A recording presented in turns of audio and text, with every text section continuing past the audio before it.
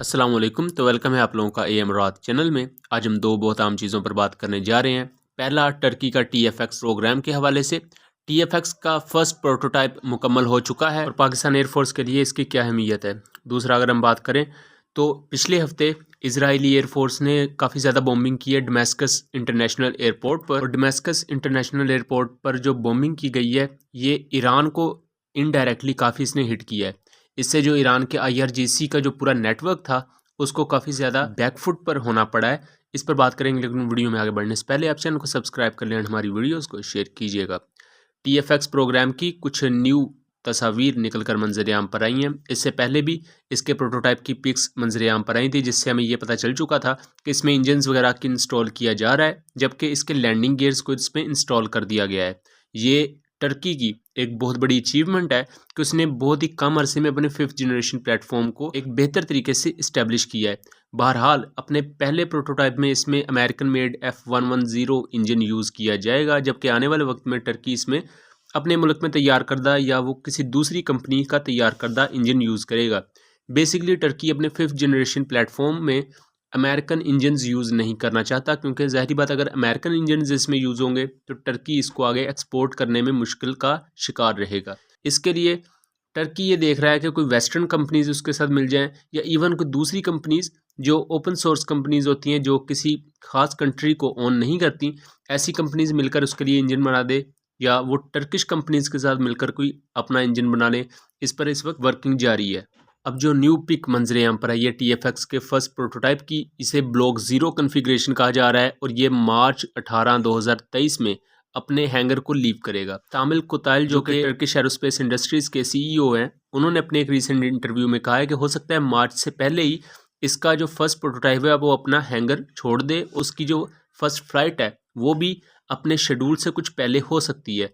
तो ये चीज़ ओवरऑल अगर खित्ते में देखी जाए तो इंडिया इस चीज़ में काफ़ी पीछे रह जाता है, क्योंकि AMCA का काफ़ी शोर इंडियन साइड पर था, लेकिन अभी तक AMCA का जो फर्स्ट प्रोटोटाइप है उसकी मेकिंग भी नहीं हुई, जबकि टर्की अपने फर्स्ट प्रोटोटाइप को बना चुका है। और यहाँ ये चीज़ पाकिस्तान एयरफोर्स के लिए भी काफ़ी बेहतर है, क्योंकि पाकिस्तान एक से ज़्यादा 5th जनरेशन प्लेटफॉर्म्स यूज़ करना चाहती है मुस्तकबिल में। एक तरफ हमारे पास J20, J35 या J31 का ऑप्शन है, जबकि दूसरे पास जो हमारे पास ओपन ऑप्शन है जहां हम इन्वेस्ट भी कर सकते हैं और उसे TOT के तहत अपने मुल्क में बना सकते हैं या जॉइंट वेंचर कर सकते हैं, वो टर्की का TFX प्रोग्राम भी है।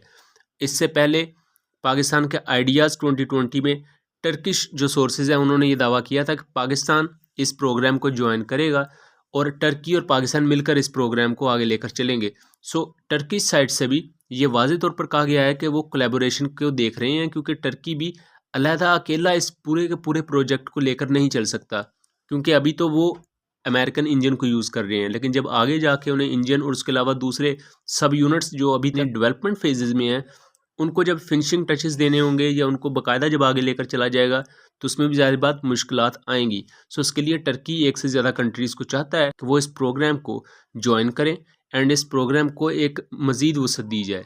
इसके बाद बात करें तो पिछले हफ्ते 3 से 4 जनवरी को इजरायली एयरफोर्स ने काफ़ी ज़्यादा रेड्स की हैं डमस्कस इंटरनेशनल एयरपोर्ट पर। और नॉर्मली तो इजरायली एयरफोर्स के फाइटर एयरक्राफ्ट सीरिया के ऊपर और सीरिया का ख़ास तौर पर जो वेस्टर्न फ्रंट है उस पर फ्लाई करते रहते हैं, लेकिन इस दफ़ा डमस्कस इंटरनेशनल एयरपोर्ट पर स्ट्राइक्स की गई और इजरायली F-16s ने एयर लॉन्च मिसाइल्स के साथ यहाँ मुख्तलिफ एरियाज़ को निशाना बनाया। यहाँ जो इंटरनेशनल एक्सपर्ट्स हैं वो ये बात कह रहे हैं कि इससे ईरान का इनडायरेक्टली नुकसान हुआ है, ना कि सीरिया का। लेकिन इस तमाम बॉम्बिंग में 4 सीरियन सोल्जर्स को अपनी जान से हाथ धोना पड़ा, जबकि इजराइल का इसमें कोई नुकसान ना हो सका। यहाँ जो बेसिक वजह है कि सीरिया इन तमाम एक्टिविटीज़ के बावजूद भी इजराइल को कोई जवाब नहीं दे पाता, उसकी कुछ रीजंस हैं। सीरिया के इस वक्त बेसिकली 3 हिस्से हुए पड़े हैं और वहाँ इस वक्त खाना जंगी चल रही है, यानी सिविल वॉर वहाँ जारी है। एक हिस्सा कुर्दों के पास है जो कि ये दावा करते हैं कि ईस्टर्न टर्की और वेस्टर्न सीरियन स्टेट को अलहदा करके हमारी कुर्दिस्तान अलहदा रियासत बनाई जाए। एक हिस्सा दाइश के पास है, जबकि दूसरे हिस्से में हमें सीरियन नेशनल आर्मी नज़र आती है। इस तरह सीरिया के अंदर ही सिविल वॉर चल रही है।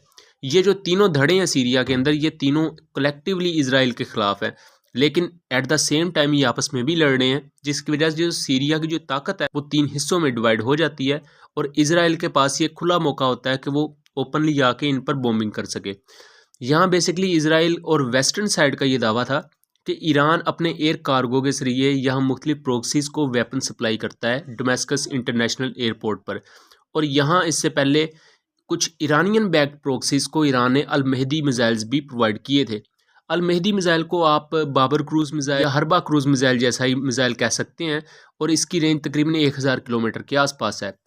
ये मिसाइल चूंकि इन प्रोक्सीज के पास आ चुके थे और ये बहुत बड़ी तादाद में तो इन्हें नहीं मिले, लेकिन ओबियसली एक डीप पेनिट्रेशन के तौर पर या एक लास्ट रिजोल्व के तौर पर ये प्रोक्सीज इन मिसाइल्स को यूज़ कर सकती हैं इसराइल के खिलाफ। एंड इसराइल कभी भी ये नहीं चाहेगा कि उसके खिलाफ कोई इस तरह के मजीद वेपन्स ईरान प्रोवाइड करे कुर्द तंजीमों को, या उसके अलावा दाइश को, या दूसरी जो मुख्तलिफ ईरानियन बैक्ड वहाँ प्रोक्सीज हैं।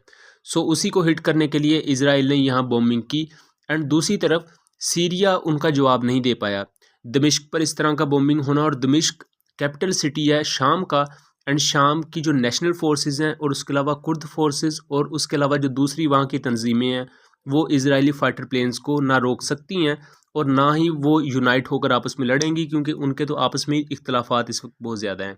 इवन दो 8 से 7 जनवरी को इजरायली फाइटर प्लेन्स की एक्टिविटीज़ को वहाँ नोट किया गया है, और कुछ जगह पर short range Syrian air defence systems को भी एक्टिवेट देखा गया, लेकिन कोई ख़ास कामयाबी नहीं मिली। उम्मीद करता हूँ चीज़ें क्लियर रही होंगी। मिलेंगे अगली दफ़ा, तब तक के लिए अल्लाह हाफिज़।